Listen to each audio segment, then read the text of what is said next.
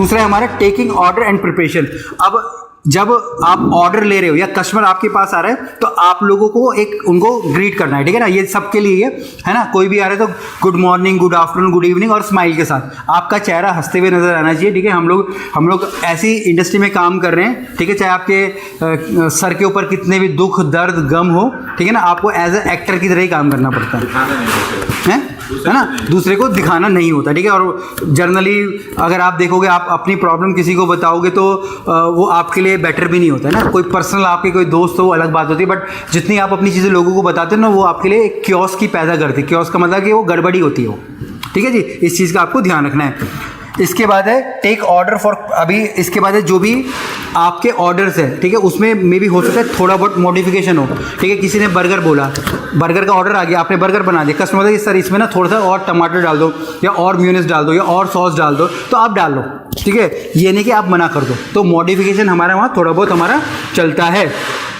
इसके बाद है communicate order to the kitchen staff and preparation ensuring accuracy and timely execution. इसके बाद आपको कोशिश करनी है कि आपका जो ऑर्डर है एग्जीक्यूट हो रहा है वो टाइमली हो।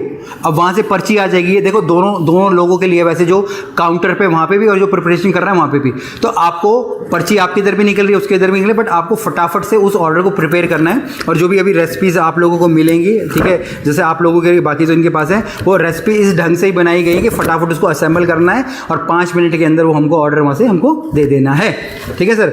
इसके बाद है हमारी यहाँ पे जो हमारी स्टैंडर्ड रेसिपीज़ हैं और पोर्शन साइज़ है, जैसे उसमें प्रॉपर अगर आप देखोगे उसमें हमने लिखा है कि भाई इतना ग्राम जाना है, ये जाना है, वो जाना है, इस बर्तन में जाना है, ठीक है। जो हम लोग परसों हम लोग क्लास लेते थे उसमें ही जाना है। जैसे आपने संजीव से ना, तो मे बी यहाँ पे वो आइटम ही नहीं होगा, है ना, वो नीचे ही हम सर्व कर रहे होंगे, है ना, ये भी हो सकता है, बट फाइनली डिसाइड करेंगे, तो उस चीज़ का आपको ध्यान रखना है। इसके बाद तीसरा है हमारे यहाँ पे कस्टमर सर्विसेज। इसके बाद है इसमें हमारी कस्टमर सर्विसेज। कस्टमर सर्विस का मतलब क्या है? Provide information about available menu item, ingredient and customer customisation option. इसके बाद हमको कस्टमर को, देखो जरूरी नहीं कि कस्टमर ज़्यादा पहले वहाँ पे वो है, मुझे भी हो सकता है कस्टमर पहले आपके पास आएगा, घूमेगा फिरेगा और आपसे ही पूछेगा, ठीक है, कि भाई क्या क्या अच्छा है, क्या क्या बुरा है, और उसके बाद जाके वो काउंटर पे ऑर्डर करेगा। पहले वो देखेगा, समझेगा और उसके बाद वो ऑर्डर देगा, ठीक है। तो वहाँ पे आपको अपने आइटम के बारे में अपने कस्टमर को इन्फॉर्मेशन देनी है, ठीक है सर।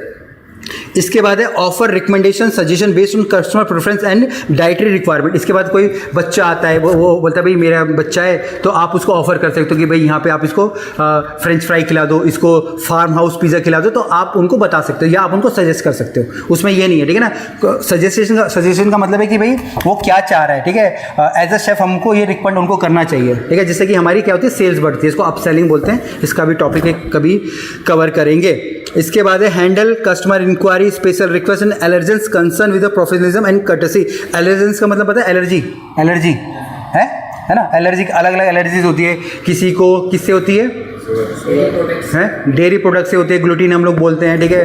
किसी को नट से होती है, किसी को फिश से होती है, ठीक है, और भी बहुत सारी अलग अलग चीज़ें होती हैं। कभी अब चलो इसका भी एक अलग से टॉपिक कर लेंगे हम लोग 1-2 दिन में, ठीक है ना। तो अगर किसी को कुछ है तो आप, अगर वो आपको बता रहे हैं तो आपको ध्यान रखना है, ठीक है। फॉर एग्जाम्पल किसी ने बोला मेरे को एलर्जी है ग्लूटीन से, तो ग्लूटीन किस में होता है? मेरा गेहूं में होता है। तो आपको उसको जो ब्रेड है होल व्हीट वाली या व्हीट वाली वो नहीं देनी है, यानी कि आपने बर्गर का बन हुए वाला दे दिया, होल व्हीट वाला उसको दे दिया, या पिज़्ज़ा का डो आपका आटे से बना आपने उसको खिला दिया, तो वो बीमार हो सकता है, ठीक है, और मे बी डेथ भी हो सकती है, सीरियस केसेस भी हो सकते हैं, ठीक है। तो वो चीज़ का आपको ध्यान रखना है, ठीक है जी।